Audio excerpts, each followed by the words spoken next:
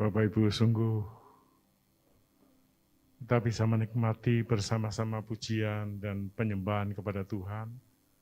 Sungguh Tuhan itu baik. Bapak Ibu yang sudah bergabung dengan channel kami yang ada di rumah, saya percaya kini ini adalah hal yang tidak kebetulan. Kita boleh bersama-sama menikmati hadirat Tuhan, mendengar firman-Nya. Bahkan di antara Bapak Ibu yang sedang dalam pergumulan, kesulitan, di masa pandemi ini sedang mengalami hal-hal yang tidak diharapkan. Dengar baik-baik firman Tuhan, kebenaran firman Tuhan, bahwa Bapak dan Ibu sangat dikasihi Tuhan. Saya ulangi, benar, kita tidak kebetulan bersama. Bapak dan Ibu sangat dikasihi Tuhan. Rencananya tidak pernah berubah atas kehidupan Bapak Ibu. Dia sangat mencintai. Rasakan Tuhan hadir, memenuhi setiap ruangan hati Bapak dan Ibu. Dia yang sudah menebus kita di kayu salib, Dia adalah Allah yang setia.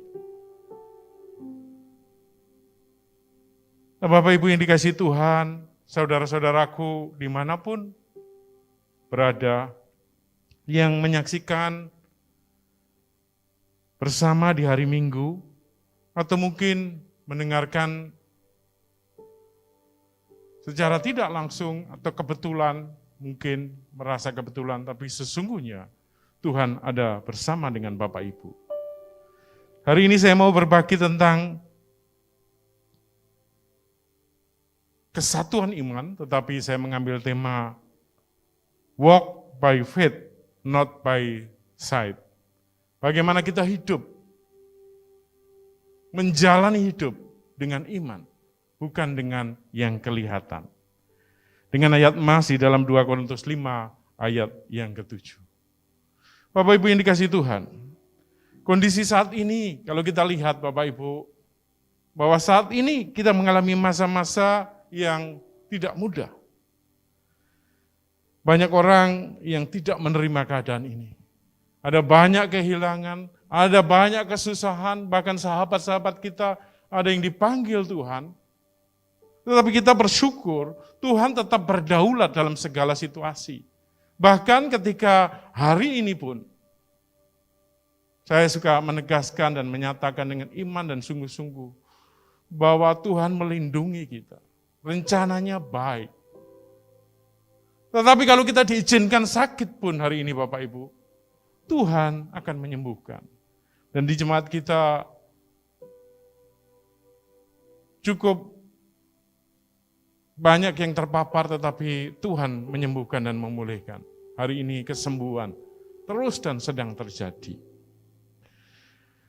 Tetapi yang saya maksudkan hari ini adalah, Bapak Ibu, pesan saya adalah, mari kita melepaskan masa lalu, supaya kita bisa mengkreasi masa depan di dalam Tuhan. Kenapa Bapak Ibu? Masa lalu kalau tidak dilepaskan itu membelenggu kita. Kita suka bernostalgia. Kapan-kapan kita ketemu lagi ya, kita ketemu, gereja akan bersuka cita. Kalau nanti keadaan normal. Kalau sudah tidak ada pandemik. Tetapi tahukah Bapak Ibu, kita sudah setahun, hampir setahun menjalani ini. Dan kita terus masih banyak di antara kita, maksud saya, yang masih menunggu masa itu normal datang. Saya harus mengatakan bahwa new normal harus kita terima. Mari kita menikmati keadaan dengan seperti ini, dengan tetap menjaga diri dengan baik-baik, tapi kita tidak boleh berhenti. Kita terus melayani Tuhan, kita terus melakukan apa yang menjadi bagian kita. Saya suka bilang,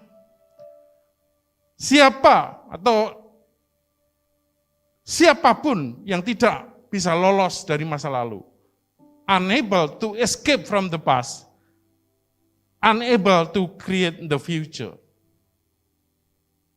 Kalau kita bisa menerima keadaan seperti ini, dan kita mulai menikmati, Bapak Ibu, semua bisa turun, income turun, persembahan turun, apapun turun. Kemudian kita menikmati, mengkreasi jalan yang baru. Memeluk ini sebagai bagian dari planning. Dan kita membuat strategi-strategi dengan mempertimbangkan situasi saat ini. Tidak mengingat terus masa lalu. Terus menyanyikan lagu aku seperti yang dulu. Tetapi kita meninggalkan, melupakan yang di belakang. Mulai melangkah, mulai menjangkau. Pelayanan didesain dengan cara baru.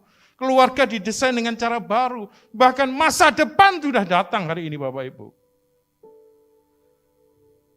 Setiap masa ada orangnya dan setiap orang ada masanya. Ketika kita belum punya kemampuan memimpin, kita memaksa memimpin. Bukan hanya kita yang stres, tapi orang-orang yang kita pimpin. Banyak orang yang menggunakan cara berpikir masa lalu dan memaksakan untuk hari ini. Sesungguhnya semuanya sudah berubah. Mari kita melayani. Mari kita membuat semuanya dengan cara-cara yang baru. Karena hari depan adalah hari ini. Tomorrow is today. Banyak orang bilang sama saya, Pak, kita ini sudah tidak milenial lagi. Kita ini kolonial. Generasi yang bukan up to date, tapi out of the date. Sudah keluar. Tapi hari ini juga saya mengatakan, kalau setiap kita yang sudah mungkin usia di atas 50, merasa dirinya tidak punya relevansi, mari kita belajar. Supaya kita bisa terkonek dengan generasi saat ini. Relevansikan diri Anda dengan dunia saat ini. Selamat datang, kita di Digital Church, Digital Ministry, Digital Komsel, Digital Business. Mungkin tidak kembali, mungkin kita akan melakukan secara hybrid. Dan itu akan menjadi sebuah perjalanan baru yang menarik. Firman Tuhan di dalam 2 Korintus 5 ayat yang ke-7. Dikatakan, sebab hidup kami ini adalah hidup karena percaya, bukan karena melihat. We walk by faith, not by sight. By sight. Kita hidup karena percaya. Kalau kita lihat di dalam Ibrani pasal 11, Bapak Ibu yang dikasihi Tuhan, yang menjadi landasan kalau kita bicara iman. Iman adalah dasar dari segala sesuatu yang kita harapkan dan bukti dari segala sesuatu yang tidak kita lihat. Bapak Ibu, kali ini saya mau menantang, memasuk lebih lagi tentang bagaimana kita hidup di dalam iman. Saya akan membacakan di dalam Roma 1 ayat 16 dulu, kemudian 17. Sebab aku mempunyai keyakinan yang kokoh dalam Injil, karena Injil adalah kekuatan Allah yang menyelamatkan setiap orang yang percaya. Pertama-tama orang Yahudi, tetapi juga orang Yunani. Sebab di dalamnya nyata kebenaran Allah. Saya ulangi, di dalamnya adalah nyata kebenaran Allah. Apa itu, Bapak Ibu? Yang bertolak dari iman. Jadi kita dasarnya, referensinya iman. Bertolak dari iman, kemudian apa? Dan memimpin kepada iman. Jadi bertolak, referensinya iman, memimpin kepada iman. Dan dikatakan apa? Seperti ada yang tertulis, orang benar akan hidup oleh iman. Lukas 18 menulis, ketika dia datang yang kedua kali, adakah didapati iman di bumi ini? Firman Tuhan mengatakan, dari manakah datangnya iman? Iman datang dari pendengaran akan firman Kristus. Nah Bapak Ibu, saya mau kita semua mengambil waktu sungguh-sungguh mendengar pesan Tuhan ini. Apakah kita menjalani hidup dengan apa yang kita lihat setiap hari, yang kita temui setiap hari, yang menjadi pegangan kita, karena pekerjaan kita, karena uang kita,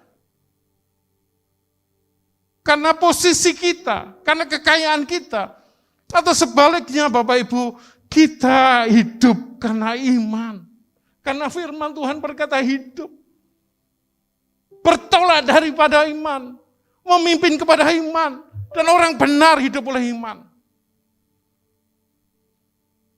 Ajaran kekristenan berbicara iman. Kita tidak melihat Yesus disalib. Bahkan Bapak Ibu kalau kita lihat sejarah, ketika Yesus disalib, tidak ada yang percaya dia menebus dosa. Kita juga membaca firman bahwa dunia diciptakan oleh Allah. Para ahli punya teori lain.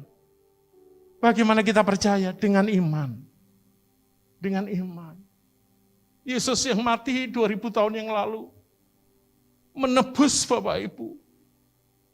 Di kayu salib karena kasih-Nya. Dan kita yang berdosa ditebusnya. Dengan apa kita percaya? Dengan iman. Iman yang datang dari kebenaran, yaitu pendengaran akan firman Kristus. Karena itu Bapak Ibu yang dikasihi Tuhan, saya mau kita membaca di dalam kitab Ibrani 12, ayat yang kedua. Tapi saya mulai dari ayat yang pertama. Nasihat supaya bertekun dalam iman. Karena kita mempunyai banyak saksi bagaikan awan yang mengelilingi kita, marilah kita menanggalkan semua beban dan dosa yang begitu merintangi kita. Dan berlomba dengan tekun dalam perlombaan yang diwajibkan bagi kita. Ayat 2, marilah kita melakukannya dengan mata yang tertuju kepada Yesus, yang memimpin kita dalam iman. Dan yang membawa iman itu kepada kesempurnaan.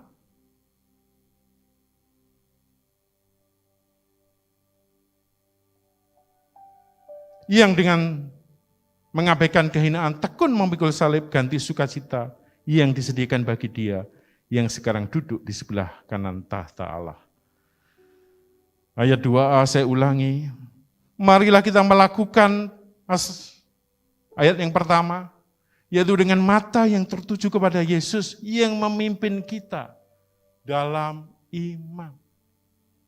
Bapak Ibu, Yesus memimpin kita dalam iman. Yang membawa iman kita kepada kesempurnaan.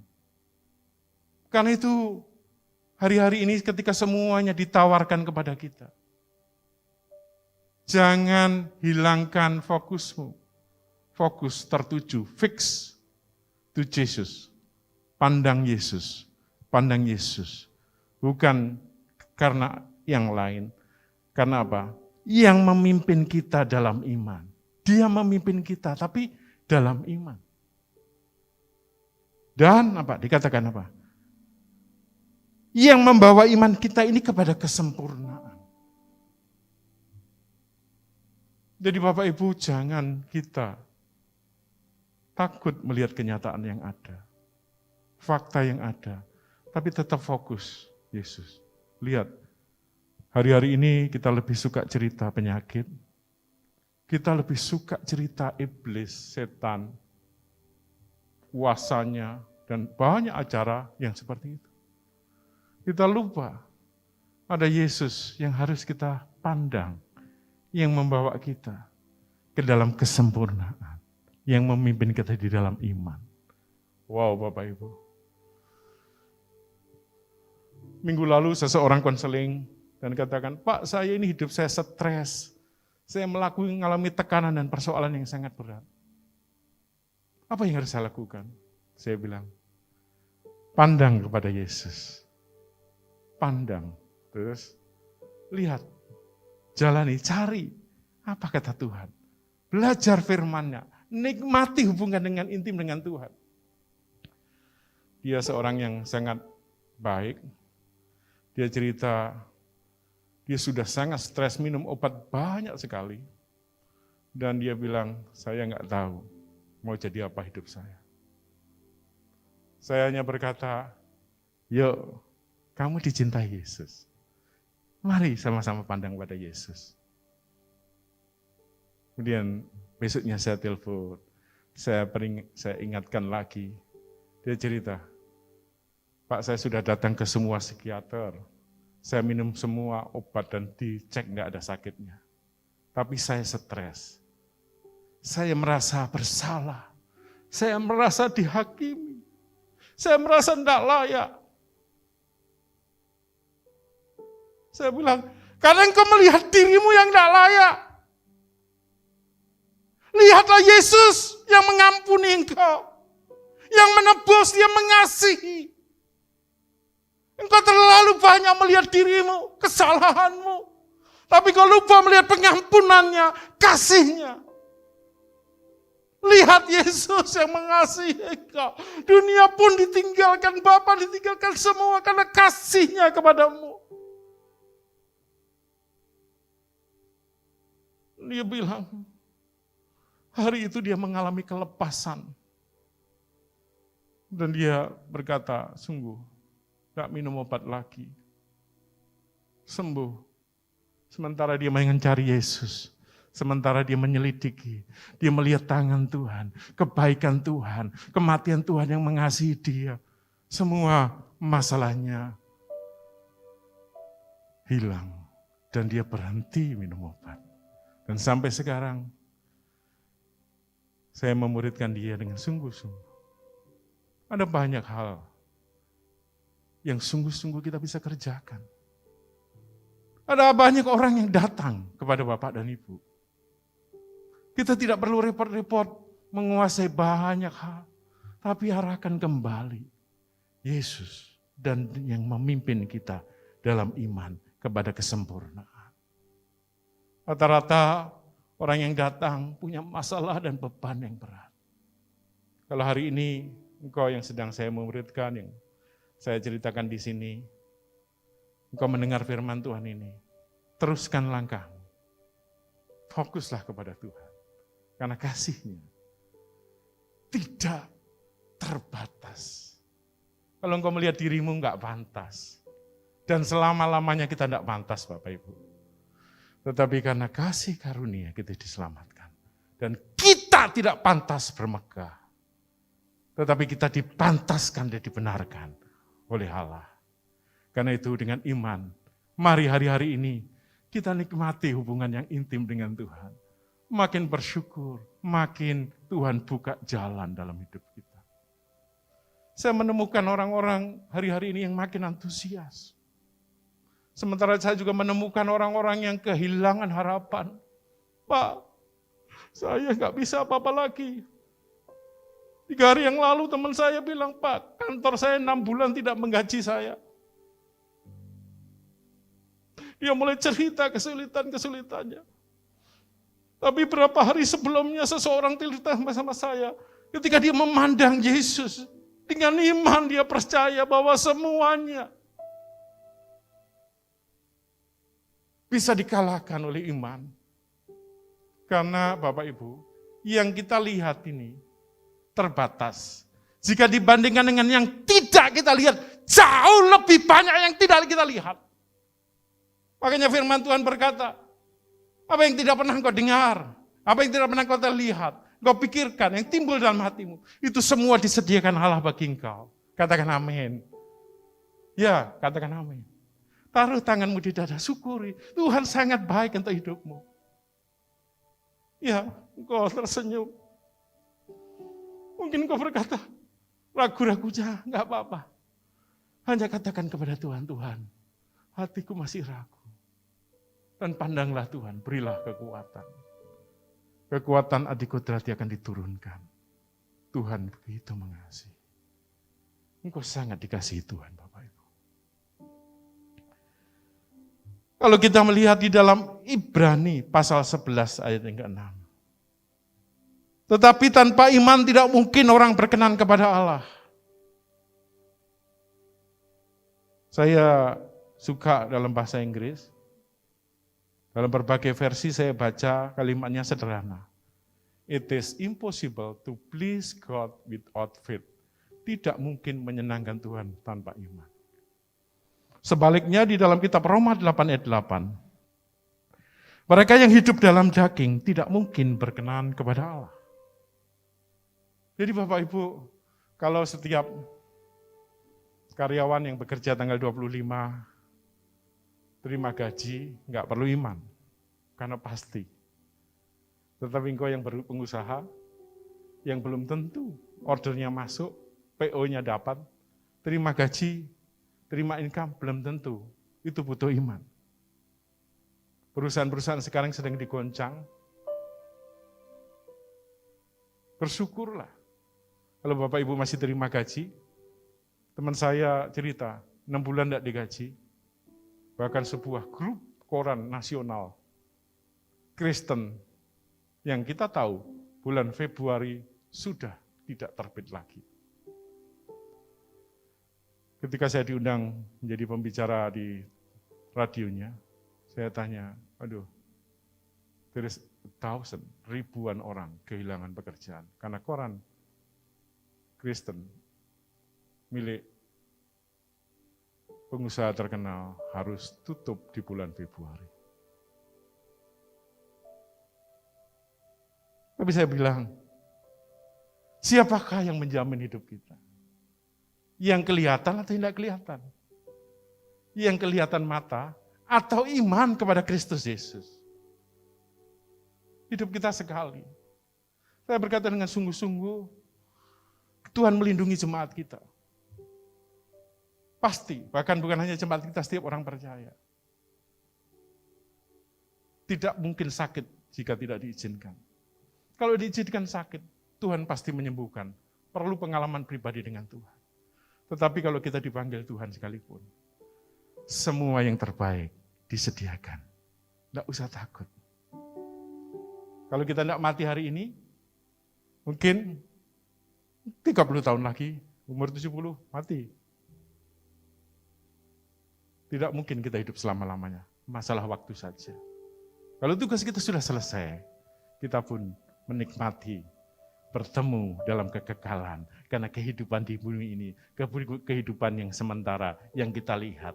Tapi kehidupan surgawi, yang hari ini tidak kita lihat, itu disediakan bagi setiap Bapak Ibu. Karena itu, janganlah engkau hidup di dalam daging, janganlah hidup karena apa yang engkau lihat, tapi hiduplah di dalam iman. Mulai beriman, mulai dengar firman, baca, jangan tinggalkan firman. Firman Tuhan berkata merenungkan siang dan malam. Baca, dengar. Sementara engkau mendengar firman, mencari firman, Tuhan akan melakukan. Karena iman yang diberikan kepada kita melalui firman Kristus. Seringkali kita masih melihat, dan itu manusiawi sekali,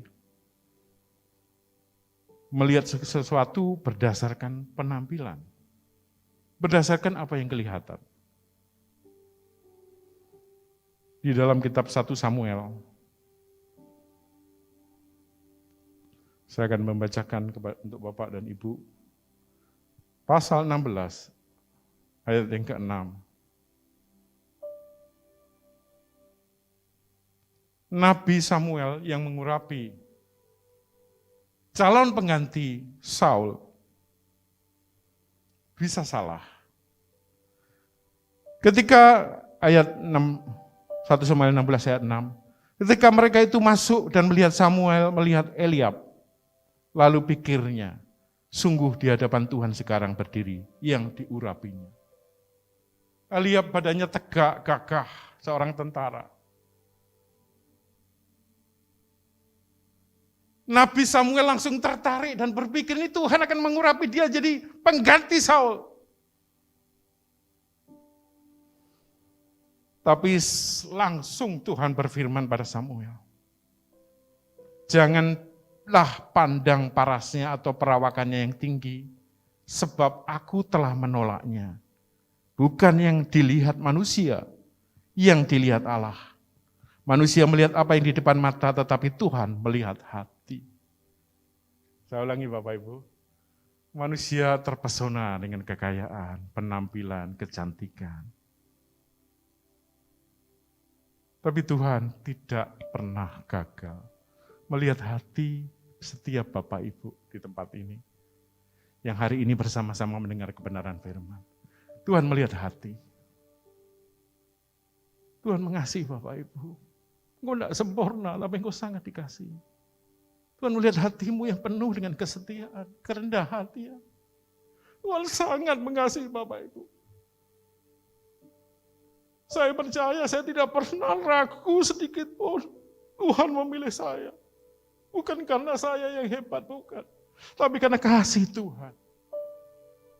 Kalau hari ini saya boleh melayani, itu karena saya sadar saya sudah dikasih. Bukan mencari agar dikasih. Saya sudah ditebus, maka saya merindu melekat pada sumber. Kalau saya meninggalkan sumber, saya akan kering. Kasihnya sempurna. Kalau hari ini kau mengalami kesulitan keuangan, jangan tinggalkan Tuhan. Kesulitan apa lagi? Rasul Paulus berkata, siapa yang bisa memisahkan engkau dengan kasih Kristus? Maut juga tidak. Ini berbicara iman. Betapa dalam, lebar, luas, dan tingginya kasih Tuhan. Dia sangat mengasihi. Tidak peduli orang gak menganggap kita, memandang sebelah mata kita.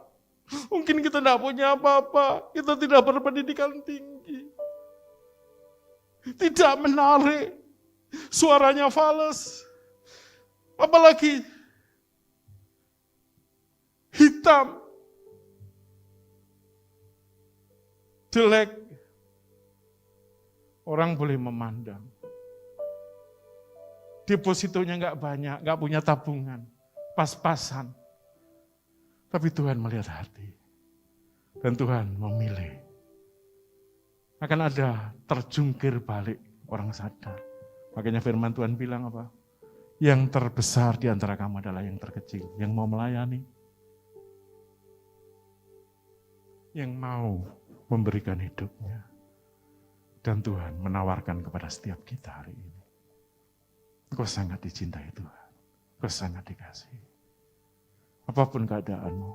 Bahkan engkau ketika engkau difitnah oleh pasanganmu sendiri. Engkau dikhianati oleh sahabatmu. Tidak apa-apa. Ampuni saja. Karena Tuhan menerima kita. Janganlah engkau melihat selumbar benang di mata saudaramu, tapi balok di matamu. Kita ini dibenarkan karena iman, Bapak Ibu. Sungguh karena Tuhan mengasihi kita. Enggak ada kelebihannya. Setiap bangun pagi, saya punya tempat yang khusus. Saya coba berkata, terima kasih Tuhan. Engkau sudah menebus aku, saya mengingatkan diriku. Engkau sudah memilih, Engkau mengasihi. Saya sadar saya dikasih. Nah Bapak Ibu ini kasih Tuhan. Jika kita melihat dunia ini dengan kekuatan mata jasmani kita, maka saya boleh menyimpulkan, kita tidak sedang dipimpin oleh Tuhan Yesus. Karena Yesus memimpin dari iman, melihat iman. Dan Allah juga melihat iman. Jadi bukan kebenaran Allah. Dunia dan segala isinya akan lenyap. Tapi firman-Nya tinggal tetap. Kita pasti meleset dari sasaran. Atau hamartia, itulah definisi dosa. Bapak Ibu, mari kita mengambil waktu berdiam diri, tundukkan kepala.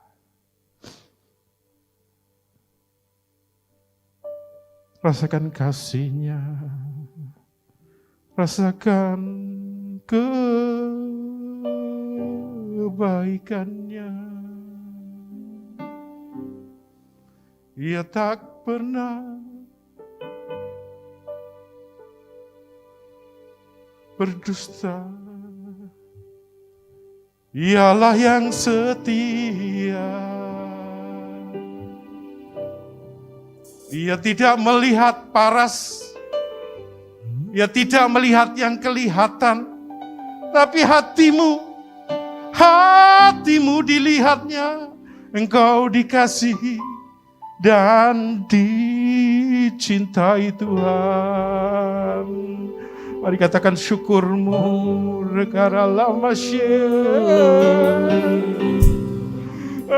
Engkau baik.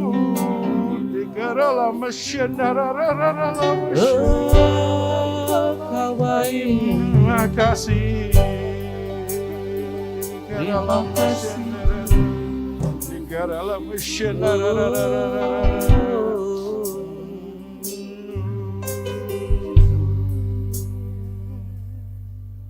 Apa yang kau imani, lakukanlah.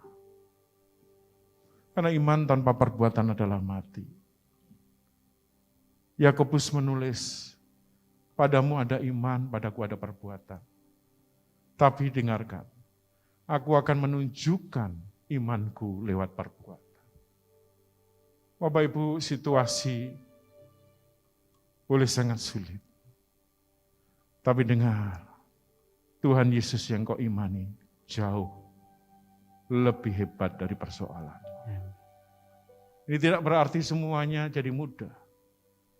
Saya hanya mengatakan Tuhan Yesus jauh melebihi segala persoalan dan kesulitan yang kita hadapi.